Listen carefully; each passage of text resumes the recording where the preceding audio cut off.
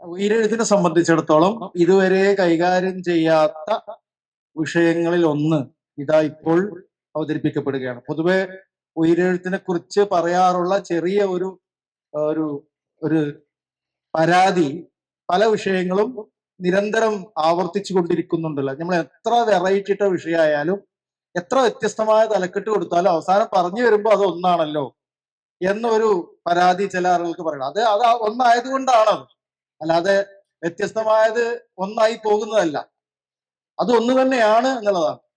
പക്ഷെ നമ്മൾ ഒന്നാമത്തെ ഉയരെഴുത്ത് ആലുവ അസ്ഹറിൽ 2013 നടന്ന സമയത്ത് സജിത, കാലടി സംസ്കൃത സർവകലാശാലയിലെ അസോസിയേറ്റ് പ്രൊഫസർ ഇപ്പോളായ സജിത വന്ന് സ്ത്രീവാദത്തെ കുറിച്ച് ക്ലാസ് എടുത്തിരുന്നു. അത് ഓർമ്മയുള്ള അനീസിന് ഓർമ്മ ഉണ്ടാവും അല്ലെ? സജിത നിക്കുമത്തിന് ഓർമ്മ ഉണ്ടാവും. അന്ന് തന്നെയാണ്, അതേ ക്യാമ്പിൽ തന്നെയാണ് സുനിൽ പി ഇളയിടവും സണ്ണി മാഷും വന്നത്. ആ ഒറ്റ ക്യാമ്പിലാണ്. നല്ല ഒരു ക്യാമ്പായിരുന്നു അത്. അല്ല, ആലുവ അസ്ഹർ കോംപ്ലക്സിലെ മുകളിലെ ഓഡിറ്റോറിയത്തിൽ ആണ് അത് നടന്നത്. Okay, yes. അപ്പോഴേ ആ അന്ന് സ്ത്രീവാദം ചർച്ചക്കെടുത്ത ശേഷം പിന്നെ 10-11 വർഷങ്ങൾക്ക് ശേഷം സ്ത്രീവാദം എന്ന വിഷയം നമ്മൾ തൊടുകയാണ്. മാത്രമല്ല, ഈ പ്രാവശ്യത്തെ ഉയരെഴുത്തിന്റെ പൊതുവിഷയം എന്താകണം എന്നുള്ള ചർച്ചയിൽ ഏകവർഷത്തിൽ നിർദ്ദേശിക്കപ്പെട്ടത് ഇതിലെ എല്ലാ പേപ്പറുകളും സ്ത്രീവാദമാകണം എന്നായിരുന്നു. അതാണ് നമ്മൾ ചെറിയൊരു വ്യത്യാസപ്പെടുത്തിയിട്ട് എല്ലാ പേപ്പറുകളും സ്ത്രീവാദമാകേണ്ട, ഒരു ദിവസം നമുക്ക് സാമൂഹിക വിഷയങ്ങൾ, മറ്റൊരു ദിവസം സ്ത്രീവാദത്തിലെ ചില അടരുകൾ ചർച്ച ചെയ്യാമെന്ന് വെച്ചത്. അത് ഒന്നാമത്തെ ഇന്നത്തെ ഡിസ്കഷന്റെ ഒന്നാമത്തെ ഒരു പരിഗണനയിൽപ്പെട്ട കാര്യം. ഈ രണ്ടാമത്തേത് നിങ്ങൾ മനസ്സിലാക്കേണ്ടത്, ഇന്ന് നടക്കേണ്ട ക്ലാസ്സുകളിൽ ചെറിയ ഒരു ഒരു തല കീഴ്മേൽ മറിച്ചിൽ സംഭവിച്ചിട്ടുണ്ട്. അത് നമ്മുടെ പ്രശ്നമൊന്നുമല്ല. ആദ്യം നടക്കേണ്ട ക്ലാസ് രണ്ടാമതായിട്ടാണ് നടക്കുക. ഇതിന്റെ ഈ സ്ത്രീവാദം, ഇസ്ലാമിക സ്ത്രീവാദം എന്ന വിഷയം മനസ്സിലാക്കുന്നതിന്റെ ആമുഖമായിട്ട് നമുക്ക് കിട്ടേണ്ടതായിരുന്നു ഈ പോസ്റ്റ് കൊളോണിയൽ കാലഘട്ടത്തിലെ സ്ത്രീവാദങ്ങൾക്കുണ്ടായ മാറ്റങ്ങൾ. പ്രത്യേകിച്ച് പോസ്റ്റ് സെക്യുലറിസ്റ്റ് കാലത്ത് ആ വിഷയത്തിൽ ധാരാളം വായനയുള്ള ഒരാളാണ് doctor G Ushakumari. Post secular കാലത്തെ വായനാ ലോകത്ത് എങ്ങനെയാണ് സ്ത്രീവാദം ഒരു വിഷയമായി വരുന്നത് എന്നും ക്ലാസിക്കൽ സ്ത്രീവാദത്തിൽ നിന്നും എങ്ങനെയാണ് പോസ്റ്റ് സെക്യുലർ സ്ത്രീവാദം മാറുന്നത് എന്നും ഉള്ളതിന്റെ ഒരു അടിത്തറയായ വിഷയമാണ് ഉച്ചയ്ക്ക് ശേഷം ഉഷാകുമാരി ടീച്ചർ കൈകാര്യം ചെയ്യുന്ന സ്ത്രീവാദത്തിലെ പൊതുധാരണകൾ എന്ന വിഷയം. അത് കഴിഞ്ഞിട്ടാണ് നാജിയയുടെ ഈ ഇസ്ലാമിക സ്ത്രീവാദം, അതായത് പോസ്റ്റ് സെക്യുലർ സ്ത്രീവാദത്തിലെ ഒരു ഉപവിഷയമായ ഇസ്ലാമിക സ്ത്രീവാദം വരേണ്ടത്. അപ്പോൾ നമ്മൾ ഇസ്ലാമിക സ്ത്രീവാദം ആദ്യം പഠിച്ചതിന് ശേഷം മറ്റേത് മനസ്സിലാക്കുന്നു എന്ന ഒരു കീഴ്മേൽ പ്രശ്നമുണ്ട്. അത് നിങ്ങൾക്ക് പരിഹരിക്കാവുന്നതാണ്. ഇങ്ങനെയൊക്കെ തന്നെയാണ് ഇത്. അങ്ങനെ ലീനിയറായ സ്വഭാവമൊന്നും ഇത് വേണ്ട എന്ന് തന്നെയാണ് ഞാനും മനസ്സിലാക്കുന്നത്.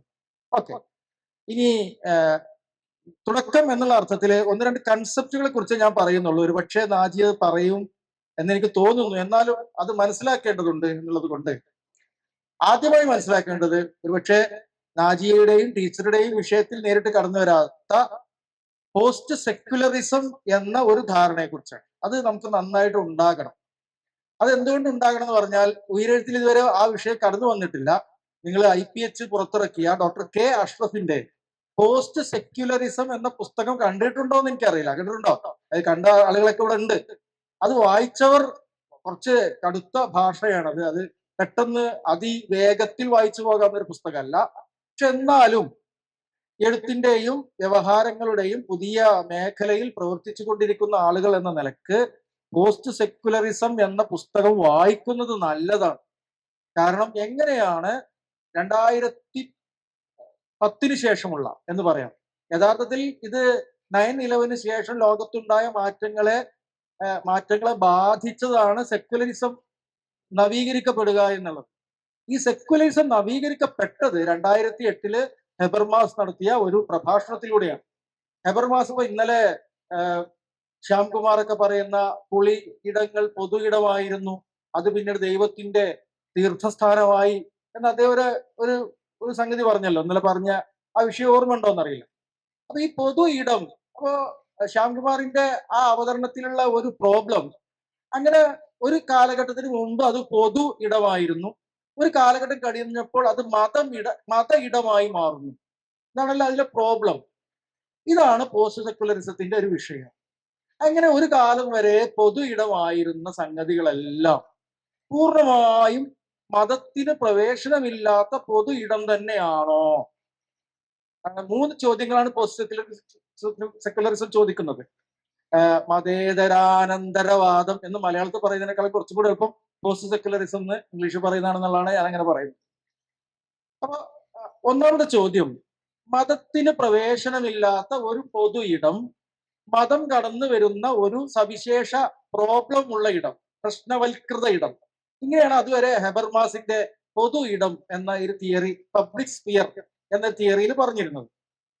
അപ്പോ അങ്ങനെ ഒരു മതത്തിന് പ്രവേശനമില്ലാത്ത ഒരു പൊതു ഇടമായിരുന്നോ ആ കുളിയിടം? ഇതാണ് ഒരു ചോദ്യം. 2, മതേതരമായതിനൊന്നും പ്രവേശനമില്ലാത്ത ഒന്നാണോ വൈക്കത്തപ്പന്റെ ആ തീർത്ഥസ്ഥാനം? അവിടെ വൈക്കത്തപ്പന്റെ തീർത്ഥസ്ഥാനം ബോർഡ് എഴുതി വെച്ചല്ലോ. ആ വെച്ചതിന് ശേഷം പിന്നെ മതേതരത്വത്തിനും പൊതുവിനും പ്രവേശനമില്ലാത്ത ഒരു പ്യുവർ മത ഇടമാണോ ഇത്? അതാണ് രണ്ടാമത് പോസ്റ്റ് സെക്കുലറിസം ഉന്നയിച്ച ചോദ്യം. ഇത് ഒരു ക്ലാസ് ആണ്. എനിക്ക് പൊതുവെ ഇങ്ങനെ ഒന്ന് ക്ലാസ് എടുക്കുന്നത് അറിയില്ല. അപ്പൊ ആർക്കെങ്കിലും ഒന്നും കൂടെ പറയണം എന്ന് പറഞ്ഞാൽ ഒന്നും കൂടെ പറയാം കേട്ടോ. ഈ വിഷയം മനസ്സിലാക്കിയാൽ നാജിയുടെ വിഷയം മനസ്സിലാക്കി കുറച്ചുകൂടെ എളുപ്പമുണ്ടാവും. ആദ്യത്തെ ചോദ്യം, നമ്മൾ മതത്തിന് പ്രവേശനമില്ലാത്ത പൊതു ഇടമാണ് എന്ന് പറഞ്ഞിരുന്നതെല്ലാം മതത്തിന് ഒട്ടും പ്രവേശനമില്ലാത്ത ഇടങ്ങളായിരുന്നുവോ? Question number 1. 2, പൊതു ഇടങ്ങളെല്ലാം ഇല്ലാതായി അത് മത ഇടങ്ങൾ കൈയടക്കി എന്ന് സുനിൽ പി ഇളയിടവും ഇപ്പൊ ഇന്നലെ ശ്യാംകുമാറും ചണ്ണിമാഷൊക്കെ പ്രസംഗിക്കുമ്പോൾ നമ്മൾ വിചാരിക്കുന്നത് അങ്ങനെ മത ഇടമാകുമ്പോഴേക്കും അതിലേക്ക് മതേതരത്വത്തിനും പൊതുവിനും ഒരു പ്രവേശനമില്ലാത്ത ഇടമാണോ ഈ മത ഇടം? അതാണ് രണ്ടാമത്തെ ചോദ്യം. മൂന്നാമത്തെ ചോദ്യം, മതവും പൊതുവും ഒരുപോലെ ഇടപെടുന്ന ചില മേഖലകളും സാധ്യമാവുകയില്ലേ? അത് ഇങ്ങനെയാണ് ചോദിക്കുന്നത്. ആ ചോദ്യം ചോദിക്കുന്നത് വേറെ രീതിയിലാണ്. ഒരു വിമർശനവും സാധ്യമല്ലാത്ത ഒരു ഇടമാണോ മതേതര ഇടം? മതേതരത്വത്തിന്റെ ഭാഗമായിട്ട് എപ്പോഴും പറയണം മതം വിമർശിക്കാൻ സാധ്യമാകുന്നതാകണം മതം എന്നല്ലേ പറയാം. മതം തുറസ്സുകളിലേക്ക് വരണം, മതം മാറ്റങ്ങൾക്ക് വിധേയമാകണം, മതം ചോദ്യങ്ങളെ നേരിടണം, മതം മനുഷ്യനെ പരിഗണിക്കണം. ഇങ്ങനെയൊക്കെയുള്ളോ ലിബറലിസ്റ്റുകൾ പറയുന്നത്. ഇതേ ചോദ്യം മതേതരത്വത്തിനോടും ചോദിച്ചൂടെ എന്നാണ് പോസ്റ്റ് സെക്കുലറിസ്റ്റ് ചോദിക്കുന്നത്. മതേതരത്വം മാറ്റങ്ങൾക്ക് വിധേയമാകണം, മതേതരത്വം ചോദ്യങ്ങളെ നേരിടണം, മതേതരത്വം മതത്തിന് കൂടെ ഇടമുള്ള ഒരു സംഗതിയാകണം, മതേതരത്വം മതവിശ്വാസികളെ കൂടി മതം മതേതരവാദികളെ പരിഗണിക്കുന്നത് പോലെ തന്നെ മതം മനുഷ്യനെ പരിഗണിക്കുന്ന പോലെ തന്നെ മതേതരത്വം മതത്തെയും പരിഗണിക്കണം. ഇങ്ങനെയുള്ള ചില ചോദ്യങ്ങൾ മതേതരത്വത്തോടും ചോദിച്ചൂടെ? മനസ്സിലായോ? ഈ 3 ചോദ്യങ്ങളാണ് ആരുന്നയിക്കുന്നത്? പോസ്റ്റ് സെക്കുലർ എന്ന ആ ചിന്താ പദ്ധതി ഉന്നയിക്കുന്നത്. അതിന്റെ വിശദമായ കാര്യങ്ങളൊക്കെ ആ പുസ്തകത്തിൽ പറയുന്നുണ്ട്. ഇതിന്റെ ഒരു ഉദാഹരണം ഇനി ഞാൻ ഒരു പ്രാക്ടിക്കൽ ആയിട്ടുള്ള സാധനം പറയാം. നമ്മളെ ഈ പരിപാടിക്ക് ഈ ആമുഖം കുറച്ച് നീളും, സെമിയിൽ വാച്ച് നോക്കുന്നുണ്ട്, കുറച്ച് നീളും. കാരണം ഒരു പുതിയ വിഷയമായതുകൊണ്ടാണ് പറയുന്നത്. നിങ്ങൾക്ക് നിർത്തണമെന്നുണ്ടെങ്കിൽ നൃത്തം ചെയ്യട്ടോ, കുഴപ്പമൊന്നുമില്ല. ഈ വിഷയം മനസ്സിലാക്കണ്ടോ? ഓക്കെ. അപ്പോഴ് ഒരു പ്രാക്ടിക്കലായ വിഷയം, നമ്മൾ ഈ വിഷയം കൈകാര്യം ചെയ്യുന്നതിന് വേണ്ടിയിട്ട് നമ്മൾ കേരളത്തിലെ ഈ വിഷയം നിരന്തരമായി സംസാരിച്ചു കൊണ്ടിരിക്കുന്ന ഒരു സ്കോളറെ നമ്മൾ വിളിച്ചു. പേര് പറയുന്നതിൽ കുഴപ്പമുണ്ടോ? പേര് പറയണ്ട. ഒരു സ്കോളറെ നമ്മൾ വിളിച്ചു. നാജിയെ വിളിക്കുന്നതിന് മുമ്പ് നമ്മൾ ആ സ്കോളറെ വിളിച്ചു. വളരെ പ്രസിദ്ധയായ സ്കോളറാണ്. അപ്പൊ അവർ സംസാരിച്ചത് മതത്തിനകത്ത് ഇടപെടാൻ ഒട്ടും സ്പേസ് മതം തരുന്നില്ല.